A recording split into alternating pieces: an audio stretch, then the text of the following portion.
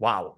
Talk about falling off a cliff right there. Talk about fall from grace, right? Thor is fighting alongside those major Avengers, and now he's got a kid fighting alongside him. So go figure. That's part of the verdict. It's bad. Bad. That would be bad for the future of this.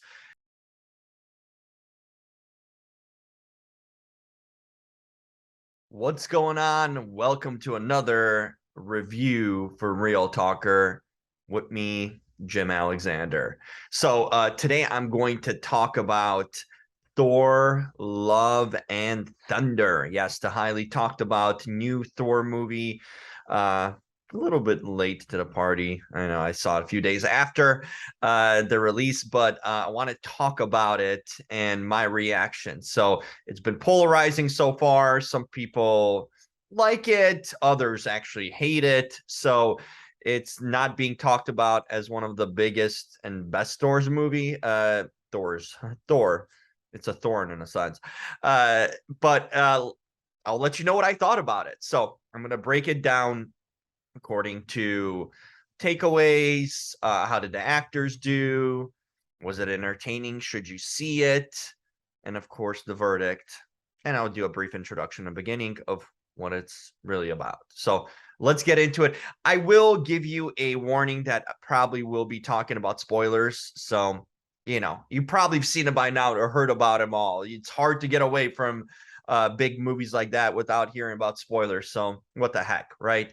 You can tune away if you want to. I'll give you a little spoiler warning if it comes around. But let's delve into it. Thor, Love and Thunder. Okay, so what is it about? Thor is kind of in retirement in a sense. So we get early action of him fighting alongside the Guardians of the Galaxy. So we get that from the start.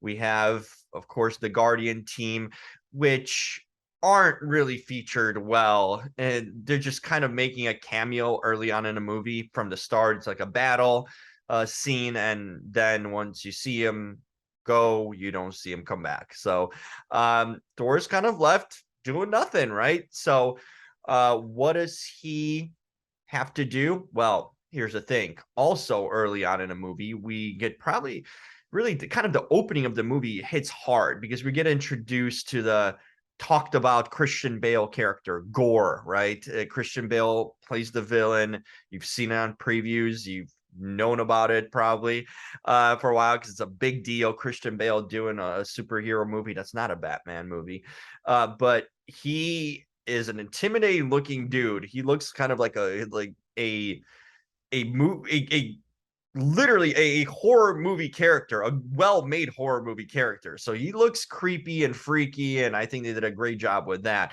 But we're introduced to that character who's basically dying on a desert with a child, and then the child dies. Spoiler, you get to learn about it literally within the first 10 minutes of the movie.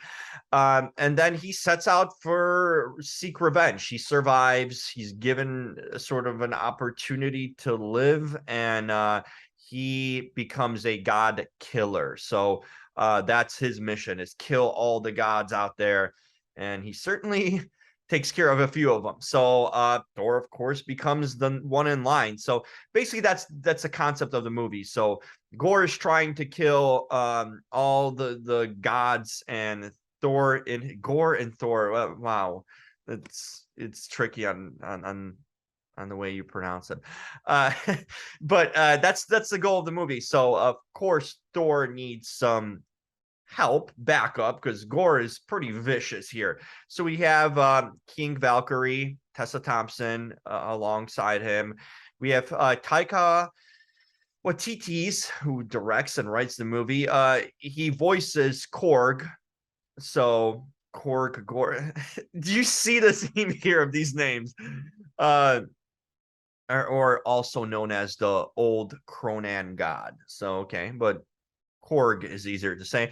And the big thing in this movie is Jane returns. Jane Foster, of course, the love interest of Thor from the first movie, played by Natalie Portman. She returns and is part of the crew here, trying to get rid of Gorr. So that's the theme of it. That's what happens. And that's kind of what the story is about. Now, takeaways and observations from this movie. There's a lot of action, which you'd expect. So there's a lot of fight scenes. Some of them are just kind of thrown in there and in a way kind of blow off fight scenes. Like the first scene I mentioned with the Guardians of the Galaxy. It's not that really necessary, but it's thrown in there just kind of introduce these characters and hey, the Guardians are here and hanging out with Thor, a sort of thing. And there's a few early scenes too of fighting when Jane kind of joins up or comes face to face with Thor after 8 some years, as he mentions, of them being apart. But there's numerous scenes. Some of them really not necessary or don't have a big of a point to prove, but they're there. So if you're looking for action, it's certainly there, and the final fight scene is pretty solid. So they deliver when it comes to like action sequences and fight scenes. That's not a problem. Humor. Okay, so that's a big thing in this movie.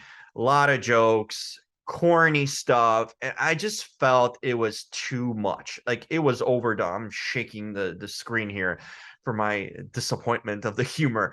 But it was just too much. Too much corniness, too much just weak lines. Like Natalie Portman has her like introduction with Thor's hammer, and she's Mighty Thor now, and at that point, and just like she does like this corny line about I'm like Mighty Thor, and it doesn't work. It doesn't work because it's just too much. It's too sophomoric. It's too corny is the best way to describe it. Like overdoing something is not good. So pushing for the humor here was definitely a fail. I think Taika did not execute that well. The lines just aren't funny. I mean, there's a few here and there that'll make you chuckle, and I think a lot of it is also made at the expense of Thor. Like we know he's a goof and he's sarcastic and self-deprecating, but too much of it is almost like demasculates him in a sense. Like we're talking about a really one of the most powerful superheroes here, right? In the Marvel universe in general. Thor is a god, right? So for him to look weak and I'll give him spoiler here, spoiler alert. At the end, where he's basically Betty Crocker, okay, in an apron and in the kitchen serving a child and making a meal. Like it's intended to be like a cute scene of him being Daddy Thor, but I don't want to see Thor that way, man. I don't want to see him be like mom dad or whatever you want to call it, him in an apron. That's supposed to be mighty strong character, even though he's a goof a lot of the times, but don't make him to the point where he's like plays daddy and to a kid, and that's a whole different thing I'm going to go into in a second too. But you need to keep that strength and powerful and intimidating aura about him, because if he's flipping pancakes here at some point, and he does a lot of cooking. There's a lot of cutaway scenes to that. So maybe he's a chef in his next life, or that's going forward. He retires from fighting and then going into chef work. I guess the new Gordon Ramsay, huh? But it's just, I don't know. It kind of makes him look weak. And if he doesn't take himself seriously enough, there's a thing about self-deprecation and just like being a clown show, and he became a clown show in this movie in a lot of ways. So I just didn't like the depiction of Thor. I thought it made him look silly, sophomoric, weak, and not someone you would fear, especially for someone like Gorr, who's an intimidating bad guy. So I just didn't like the execution of Thor at all, and how he was portrayed in this movie. I thought it was kind of embarrassing, and Hemsworth probably should have stuck up a bit for Thor, and the character itself, but he didn't. Another takeaway from this movie, it's a lot about Jane Foster. This is Jane Foster's movie in a lot of ways. It's Thor is a secondary kind of character. He's a sideshow in a sense. This is about Jane and her swan song. And I feel like, okay, Natalie Portman's a major star. And she's been along for the ride from the beginning of Thor, but this is her goodbye in a lot of ways. Ooh, spoiler. But to make it centered about her so much, like I understand bringing her in there and featuring her, but to make it as her movie, which it sort of was, I think it took away a lot from Christian Bale's performance and highlighting that character more clearly. The stuff I addressed about Thor being pushed to the side, it didn't do it any justice. She's not that important to this universe for her to make this a Jane Foster movie. Instead of Love and Thunder, should be Thor, Jane's swan song. I mean, we should call that, right? Because that's what it was about in a lot of ways. So I thought they just gave too much focus to the Jane character. And yeah, you had the thing. Okay, once again, a spoiler. I don't think it's much of a spoiler, but her having cancer. So she's basically dying.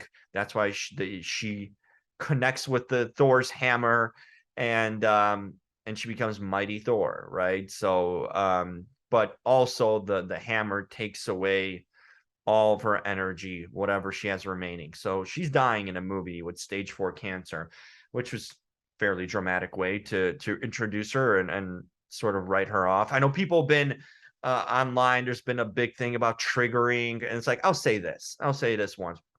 If you're triggered by a character who has cancer in a movie, you probably should reevaluate some things. Like I think that's disrespectful for people who are really dealing with this serious disease and fighting every day for their lives. For you to be, in a sense, people out of internet community triggered by seeing someone with cancer in a movie. I mean, it's been done gazillion of times on screen. So to make a fuss about it, I think it's very disrespectful to the people who have to endure this sickness and are battling for their lives every day. If you're triggered to watch it on the screen, what do you think people who are going through this and their families are enduring, right?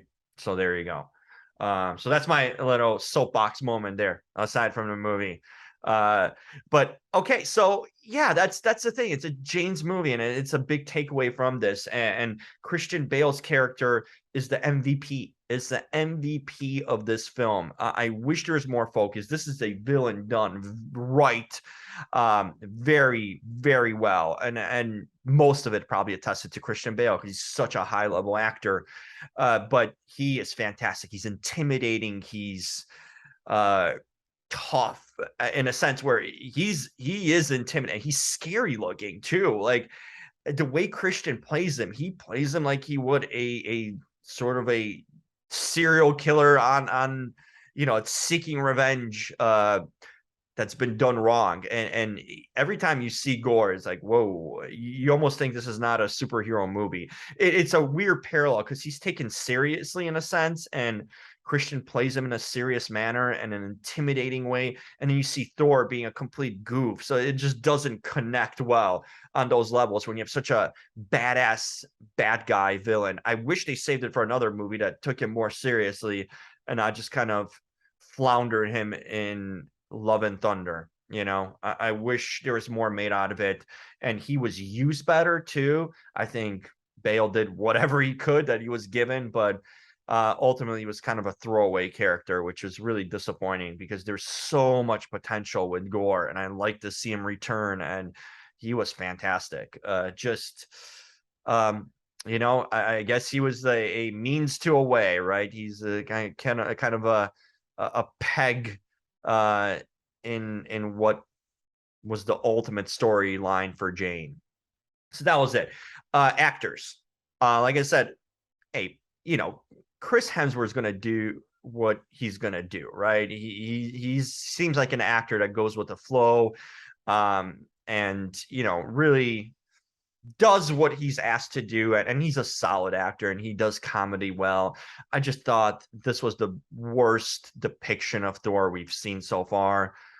He was like a clown show basically and throughout, and just a bad corny line. So What can you do with it? Natalie Portman as Jane. Nah, nothing to really touch on there. It just, I wouldn't say it's a mailed in performance, but it just doesn't stand out in any way. And some of the lines she was given were just brutal. So yeah, not much to talk about there. Christian Bale, as I mentioned, as Gorr, phenomenal. One of the best villains in Marvel history. I'm ready to say that. Yeah, for sure. Top two, top three, no doubt. Villains in all the Marvel movies. And heck, I'd even put him for sure in a top five of all superhero movie villains. He was just phenomenal. And I just wish they used him better. But Bale hit a home run as you'd expect. So that was cool to see. I wish we got more of Gorr and Bale in that. Otherwise, acting, Tessa Thompson's character was in and out, just kind of there. Not much to go home about. So yeah, the acting's just meh, but Bale was 2 thumbs up for sure. Now, should you see it? Was it entertaining? If you're a fan of Marvel and a fan of Thor, you're probably seen it already. You will see it. That's not going to stop you. Nobody's review or anything like that. So the core base is going to return and be there, as they always are. If you're a casual fan, this might make you pause this movie because it's probably the worst of the Thor movies. I mean, it depends how you rank them. Everyone ranks them differently. But I would probably go, when we're ranking Thor movies, I would probably go Thor, the original. I liked it the most. I think there's something about original. Ragnarok was probably my number 2, which was the third movie. And I'm debating between the Dark World and this one, Love and Thunder. It's just the only way Love and Thunder squeezes into top 3 of Thor movies is because of Christian Bale's performance, simply put. But then I look at the Jane aspect, and there's so much about kids too. Oh, you know what? I'm going to give another takeaway that I missed. So there's these kids that they need to save, right? These kind of orphan kids or whatnot that Gorr basically steals away and holds in captivity. And spoiler alert, there's a scene at the end when in the final battle when Thor saves them. He literally transfers over his powers to them. So he tells them to take any random object, and they're gonna basically have the power of Thor's axe/hammer. So it's like it's like sharing a candle, in church or something. Like you give a candle to one person to another, and you share the flame. He shares that, and these like kids are destroying like these monsters and villains like immediately. And just like there's a girl who has like a teddy bear who now has like Cyclops like power shooting from the eyes, I think, or whatever this teddy bear was doing. It was so ridiculous at that point. That was probably one of my worst parts of the movie, was these kids taking the power of Thor and just completely an army of kids just destroying everything. Now, if Thor had this power, common sense would say in the previous films, why didn't we use this? Why didn't we have this? Why didn't he share the hammer's power with the other Avengers or whoever is way more mightier than a bunch of kids taken captive? Like, how can you introduce this in a fourth movie that he had such ability to share the hammer's powers with just anyone by literally almost like sharing a flame?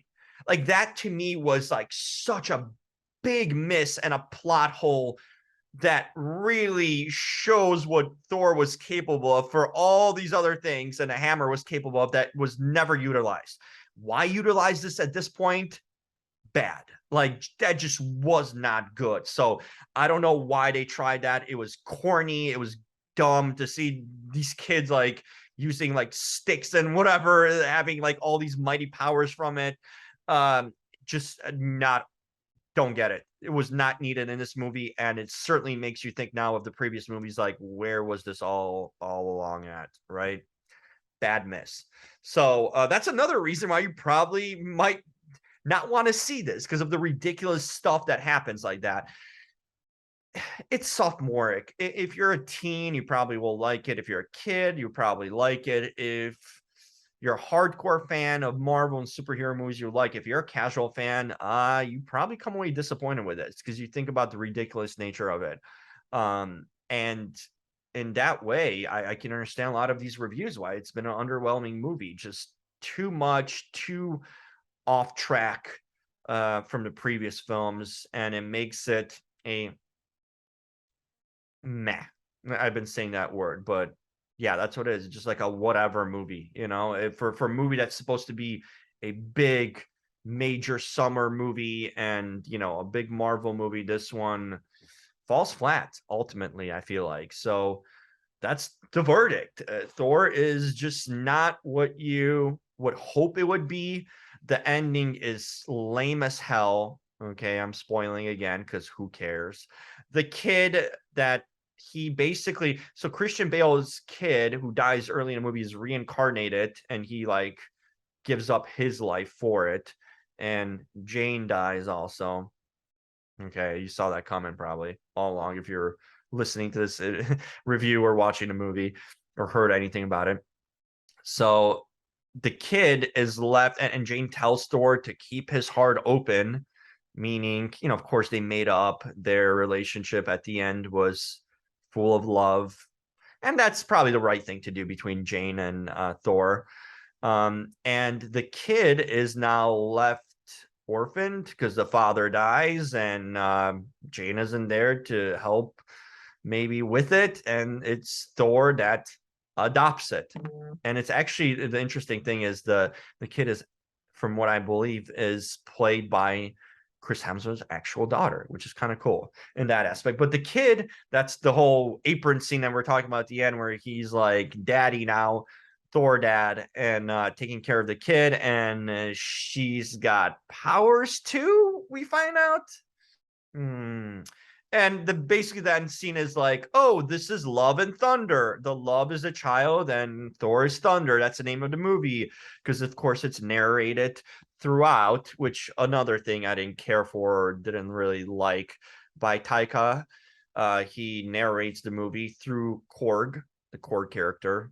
But it's just, once again, why do we need that? Why do we need, like, basically Thor 5 is what? The kid and Thor battling the universe? Like, are you telling me Thor needs a side? It's like there's like Scrappy Doo and Scooby Doo, right? There is the little side character, like the little thing, like Boo Boo and Yogi Bear. Like, it's cool with their pals and that sort of thing, but when you have Thor, the mightiest of gods here, and a little kid who now has power, and the way they, like, the final scenes, like they jump out together and they kind of jump in the air and are ready to do battle. I mean, we're now doing battles with like 8-year-olds, 7-year-olds, really? Part of the Marvel universe? Or is that we went from Iron Man, Captain America, to children, literally small little children fighting crime alongside Thor. Wow.